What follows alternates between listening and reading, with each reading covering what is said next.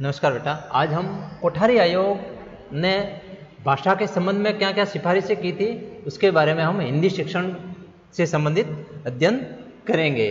तो देखिए, सबसे पहले हम कोठारी आयोग को थोड़ा सा जान लेते हैं। वैसे आपने प्रथम वर्ष में कोठारी आयोग के बारे में बहुत विस्तृत रूप से अध्ययन कर लिया था, लेकिन हम कोठारी आयोग के बारे में यहाँ पर थोड़ा सा और जान लेते हैं कि कोठारी आयोग शिक्षा के लिए 1964 में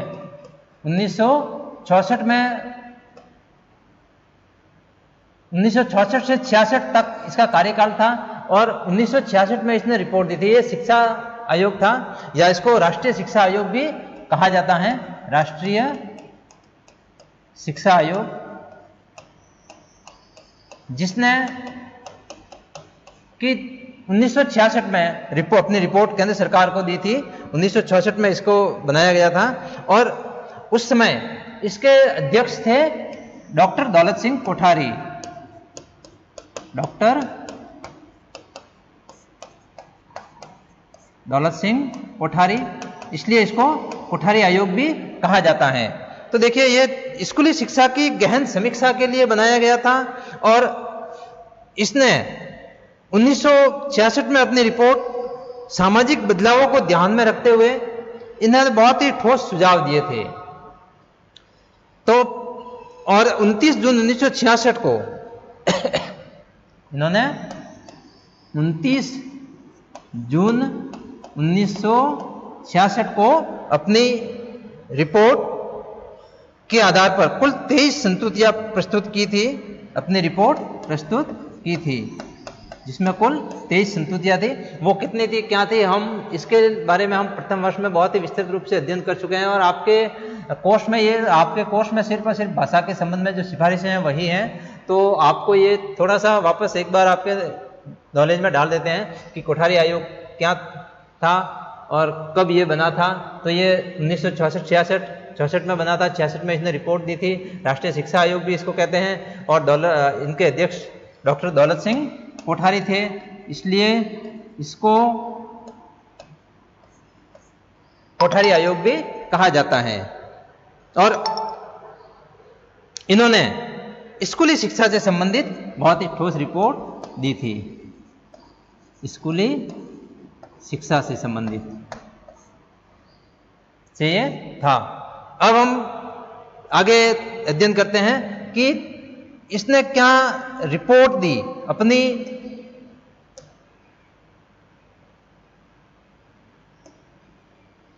अपनी रिपोर्ट में इन्होंने क्या क्या लिखा हिंदी शिक्षा के बारे में, शिक्षा या हिंदी या भाषा के बारे में, भाषा के बारे में अपनी रिपोर्ट में इन्होंने क्या क्या लिखा। भाषा के बारे में, भाषा के संबंध में इन्होंने क्या क्या सिफारिशें की। भाषा के संबंध में सिफारिशें,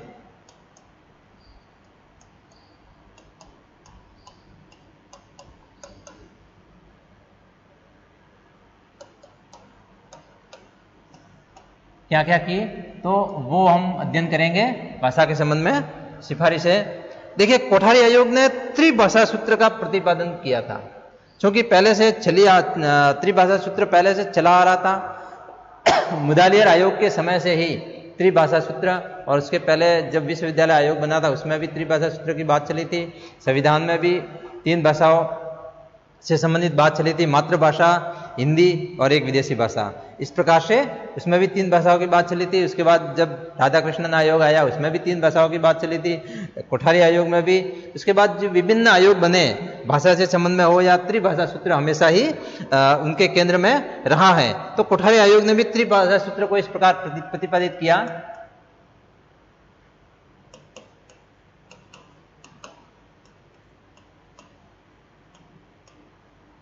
त्रिभाषा सूत्र का प्रतिपादित किस प्रकार किया इन्होंने कि एक तो सबसे पहली होगी मातृभाषा या क्षेत्रीय भाषा।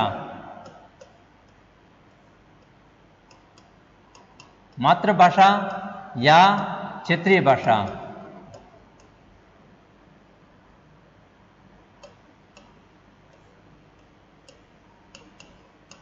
दूसरी होगी केंद्र की राजभाषा या सह राजभाषा।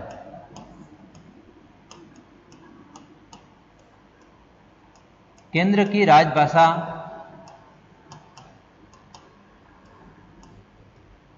या सह राजभाषा।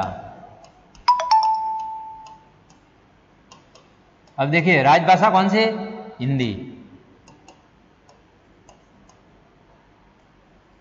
और सह राजभाषा अंग्रेजी। तो इन दोनों में से एक, पहली भाषा जब स्कूल में अध्ययन करेंगे तो स्कूल में कौन कौन सी भाषाएं पढ़ाई जाएगी? पहली मातृभाषा या क्षेत्रीय भाषा, दूसरी केंद्र की राजभाषा या सह राजभाषा यानी हिंदी या अंग्रेजी, और तीसरी होगी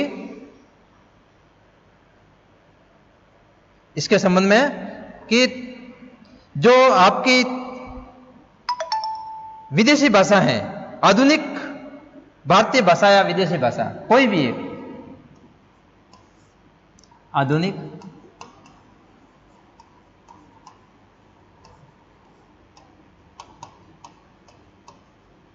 भारतीय भाषा या विदेशी भाषा, ये 3 विषयों का अध्ययन करवाया जाएगा। और इसके बाद में इन्होंने कहा कि नंबर 1 और 2 के अंतर्गत चुनी गई जो हो वही शिक्षा का माध्यम हो। शिक्षा का माध्यम क्या होगा?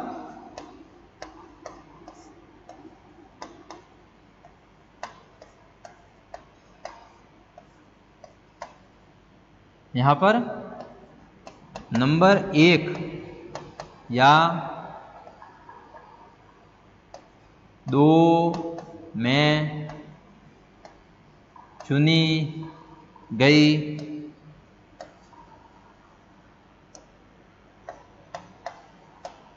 कोई एक भाषा।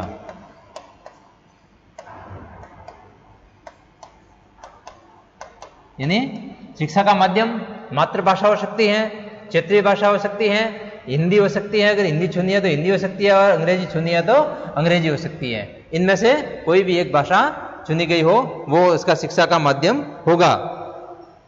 तो देश की आवश्यकताओं के संदर्भ में केंद्रीय शिक्षा सलाहकार बोर्ड ने भी 1956 में त्रिभाषा सूत्र का प्रतिपादन किया था, और उसने भी इसी प्रकार से यह सूत्र दिया था कि मातृभाषा, क्षेत्रीय भाषा या मिश्रित या क्षेत्रीय भाषा और शास्त्रीय भाषा, हिंदी, अंग्रेजी और आधुनिक भारतीय भाषा या विदेशी भाषा। तो इसी प्रकार का फॉर्मूला, लगभग इसी प्रकार का फॉर्मूला इसके पहले भी चल रहा था, और कोठारी कमीशन ने भी इसी प्रकार के फॉर्मूले पर आधारित उन्होंने एक फॉर्मूला दिया त्रिभाषा सूत्र का।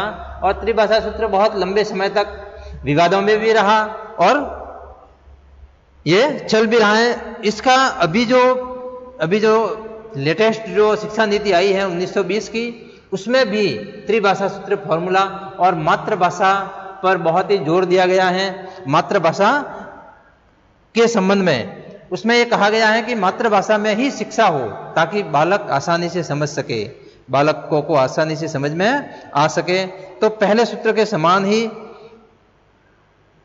इसने भी भाषाओं के संबंध में सिफारिश की थी। इसी प्रकार कोठारी आयोग ने भाषा से संबंधित जो मुद्दे हैं उनको निम्न प्रकार से उन्होंने इस मुद्दों पर जोर दिया। कोठारी आयोग ने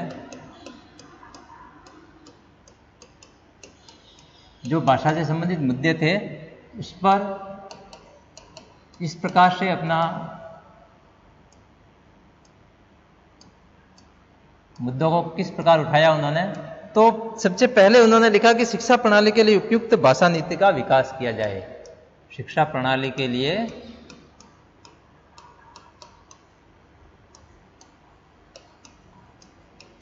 एक उपयुक्त भाषा नीति का विकास किया जाए, उपयुक्त भाषा नीति हो।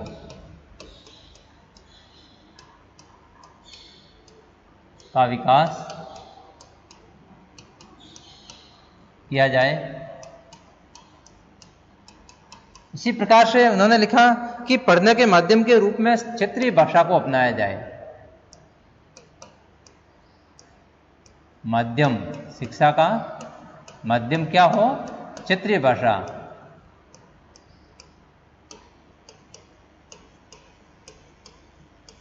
या मातृभाषा हो।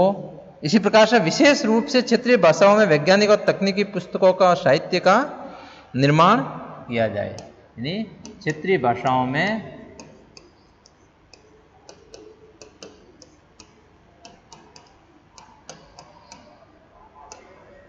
पुस्तकों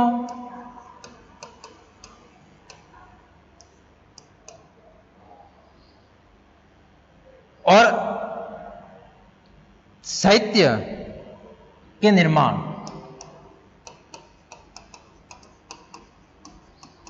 और साहित्य पर जोर दिया जाए, यानी इनकी छपाई की जाए और अखिल भारतीय संस्थानों में अंग्रेजी के प्रयोग के माध्यम से अखिल भारतीय जो संस्थान हैं जैसे IITs हैं, IIM हैं, केंद्रीय विश्वविद्यालय हैं, अखिल भारतीय संस्थानों में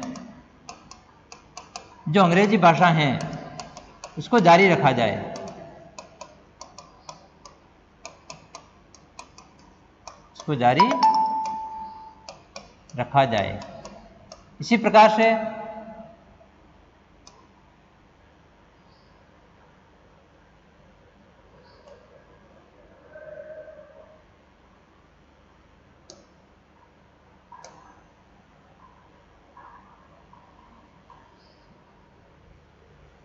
जो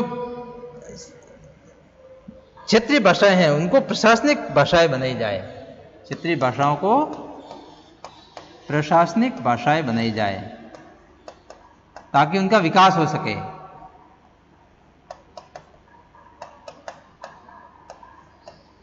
प्रशासन की भाषा बनाई जाए, प्रशासनिक भाषा बनाई जाए ताकि उनका विकास हो।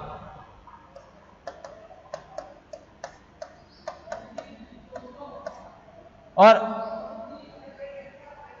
इसी प्रकार से स्कूल स्तर से ही अंग्रेजी का अध्ययन और इसके पठन को जारी रखा जाए। स्कूली स्तर से ही अंग्रेजी शिक्षा का प्रारंभ किया जाए। यानी क्षेत्रीय भाषा और एक हिंदी भाषा के अतिरिक्त अंग्रेजी भाषा भी स्कूल स्तर से ही उनको सिखाई जाए ताकि आगे जाकर अखिल भारतीय संस्थानों में अगर वो एडमिशन लेते हैं छात्र तो उनको किसी भी प्रकार की कोई दिक्कत ना आए। इसी प्रकार से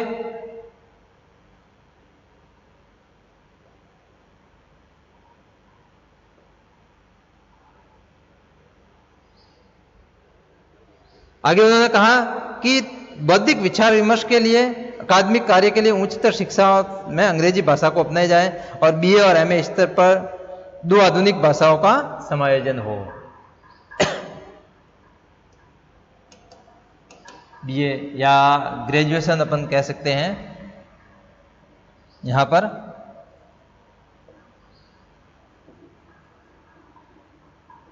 स्नातक और स्नातकोत्तर स्तर पर स्नातक स्नातकोत्तर स्तर पर हिंदी और अंग्रेजी का समायोजन, हिंदी अंग्रेजी का समायोजन हो, दोनों एक साथ, दोनों का एक साथ अध्ययन किया जाए। और स्कूल स्तर पर त्रिभाषा सूत्र फॉर्मूला, उसके बाद में स्कूल स्तर से स्कूल स्तर पर उन्होंने कहा कि त्रिभाषा फॉर्मूला हो।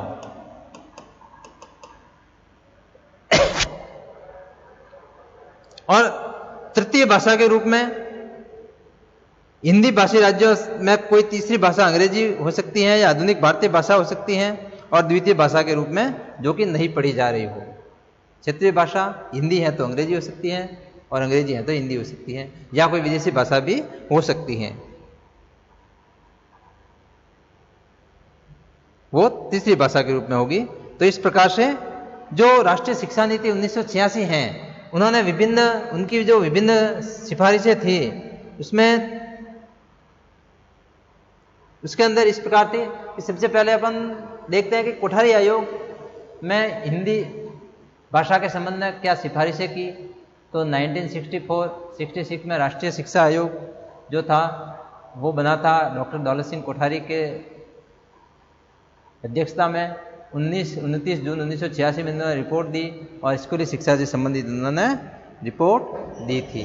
उसके पश्चात भाषा के संबंध में इन्होंने सिफारिशें की। त्रिभाषा सूत्र फॉर्मूला, मातृभाषा, क्षेत्रीय भाषा, केंद्र की राजभाषा या सह राजभाषा, इसी प्रकार से हिंदी या अंग्रेजी हो सकती हैं और इसी प्रकार से आधुनिक भारतीय भाषा या एक विदेशी भाषा, तीसरी भाषा हो सकती है। शिक्षा का माध्यम नंबर 1 या 2 में से चुनी गई कोई भी एक भाषा हो सकती है।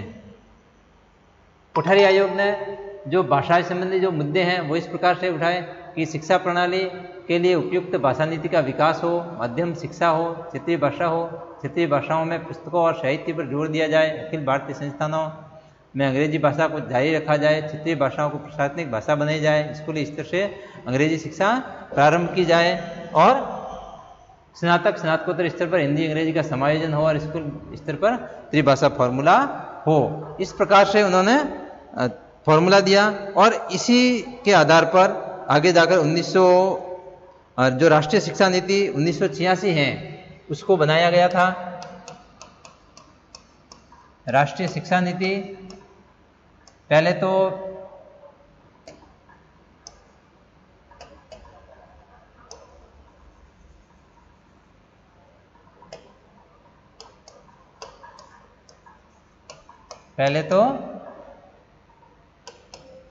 1968 की बनी थी।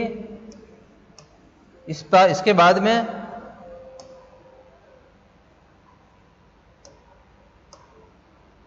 उन्नीस में राष्ट्रीय शिक्षा नीति बनी थी और उसके पश्चात उसको संशोधित करके 1992 की शिक्षा नीति बनी और उसके बाद राष्ट्रीय जो NCF 2005 आया, राष्ट्रीय पाठ्यचर्या की रूपरेखा 2005 आई, उसमें भी विभिन्न सिफारिशें थी, वो अपन आगे पढ़ेंगे।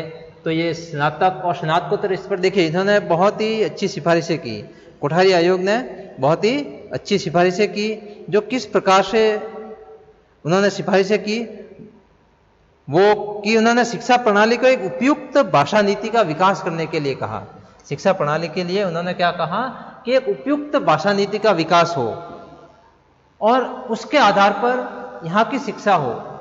क्योंकि इतने वर्षों में अभी तक हम किसी एक उपयुक्त भाषा नीति पर नहीं पहुंच सके हैं, इसके लिए हमें उपयुक्त भाषा नीति का विकास करना ही होगा और शिक्षा का माध्यम क्षेत्रीय भाषा को रखा जाए ताकि बालक को समझ में आए, हर प्रकार से वो डीप से समझ सके और क्षेत्रीय भाषाओं में पुस्तकों और साहित्य पर जोर दिया जाए ताकि उसको उपलब्ध हो सके, बालक को उसके साहित्य उपलब्ध हो सके क्षेत्रीय भाषा में और पुस्तकें उपलब्ध हो सके उसको।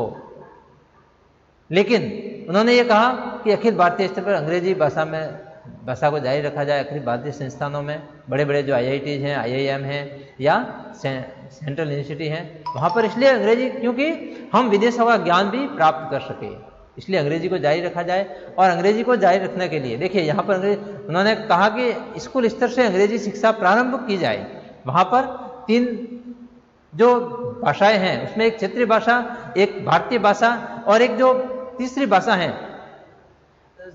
द्वितीय भाषा में अगर उसको अंग्रेजी नहीं लिया है तो तीसरी भाषा के रूप में वो अंग्रेजी भी ले सकता है। तो 3 भाषा त्रिभाषा फॉर्मूला उन्होंने और अंग्रेजी शिक्षा को वहीं से अंग्रेजी शिक्षा को प्रारंभ किया जाए ताकि आगे जाकर उसको यदि वो अखिल भारतीय के संस्थानों में अगर वो भाग लेता है तो या एडमिशन लेता है तो वहाँ पर उसको किसी भी प्रकार की भाषा की कोई दिक्कत नहीं आए। इसीलिए स्नातक और स्नातकोत्तर स्तर पर हिंदी और अंग्रेजी का उन्होंने इस प्रकार से समायोजन करने का कहा कि वहाँ पर वो हर प्रकार से हिंदी और अंग्रेजी दोनों ही सीख सके और वहीं पर स्कूल स्तर पर उन्होंने त्रिभाषा फॉर्मूला अपनाने के लिए सुझाव दिया आयोग ने। यह आयोग बहुत ही अच्छे इसकी सिफारिशें थी। Thank you. नेक्स्ट वीडियो अपन आगे N राष्ट्रीय शिक्षा नीति 1992, संशोधित राष्ट्रीय नीति 1992 की पढ़ेंगे, जिसमें किस प्रकार से भाषा के सुझाव दिए गए हैं।